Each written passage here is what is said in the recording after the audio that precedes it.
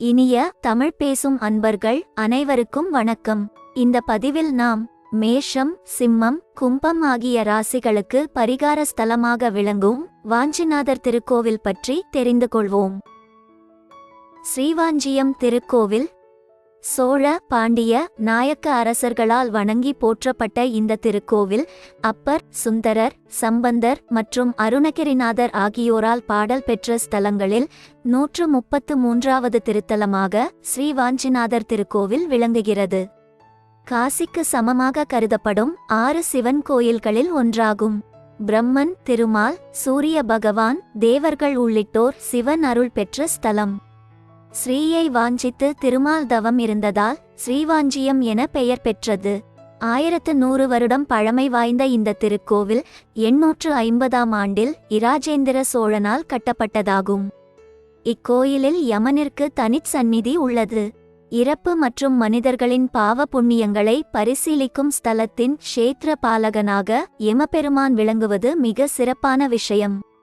சிவபக்தர்களின் பாவங்கள் மட்டுமல்லாது அவரது மூதாதையர்களின் பாவங்களையும் தீர்க்கும் என்று கூறப்படுகிறது. யமபயம், பைரவ உபாதை நிவர்த்தி ஸ்தலம். பிரளய காலத்திலும் அழிவற்ற ஸ்தலம்.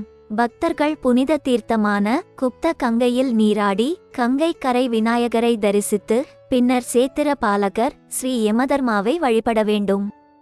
அதன் பிறகு அபாயகர விக்னேஸ்வரர் அதாவது விநாயகரை வணங்கி ஆலயத்தினுள் செல்ல வேண்டும். இங்கு 2 நந்தி சிலைகள் உள்ளன. ஒன்று கோயிலின் கிழக்கு திசையிலும் மற்றொன்று மேற்கிலும் அமைந்துள்ளது. திருத்தலத்தில் இருக்கும் சிவபெருமான் வாஞ்சிநாதர், சக்தியின் பெயர் மங்களநாயகி. உலக உயிர்களை கவர்ந்து செல்லும் யமபெருமான் அதனால் ஏற்படும் பாவங்களால் நிலைகுலைந்து சிவபெருமானிடம் முறையிட சிவபெருமான் அவரை திருவாஞ்சியம் தலத்தில் தவம் மேற்கொண்டு பூஜிக்க அருள்கிறார்.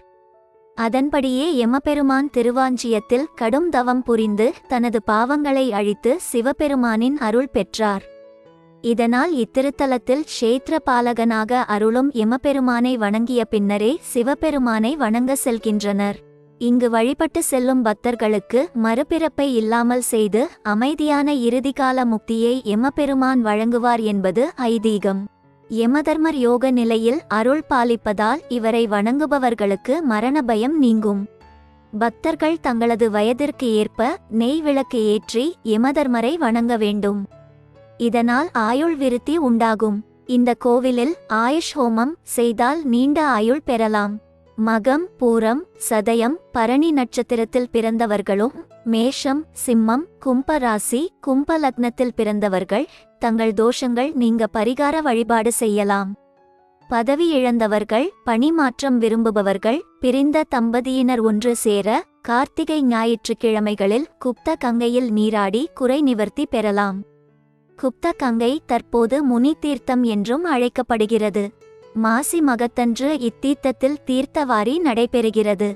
ஸ்ரீவாஞ்சிநாதரே அனைத்துமாக நின்று அருள் பாலிப்பதால் நவகிரகங்களுக்கு இங்கு தனி சன்னதி இல்லை. அக்னி மூலையில் தெற்கு நோக்கி யமனும் சித்திரகுப்தனும் ஒரே சன்னதியில் அருள்பாலிக்கின்றனர். இங்கு ஆயுள் ஹோமம் சஷ்டியத்த பூர்த்தி செய்து நீண்ட நாள் வாழ அருள் பெறலாம். இங்கு அருள் பாலிக்கும் அஷ்டபுஜ மகிஷாசுரமர்த்தினி மிகவும் சக்தி வாய்ந்தவள்.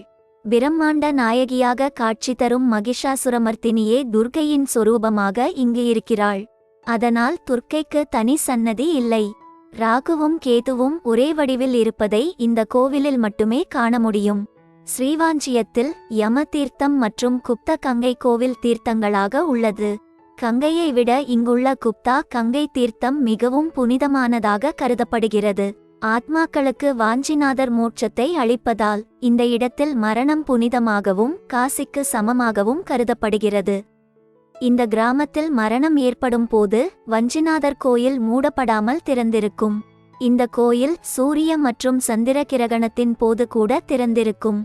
சந்திர, சூரிய கிரகண காலங்களில் இக்கோவிலில் நடை திறக்கப்பட்டு சிவனுக்கு சிறப்பு அபிஷேக ஆராதனை நடைபெறுகிறது.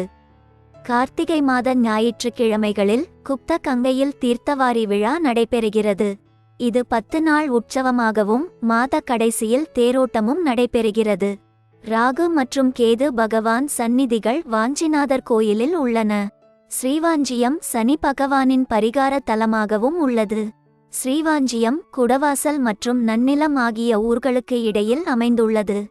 பதிவுகளை தொடர்ந்து பெற லைக் பண்ணுங்க, ஷேர் பண்ணுங்க, சப்ஸ்கிரைப் பண்ணுங்க.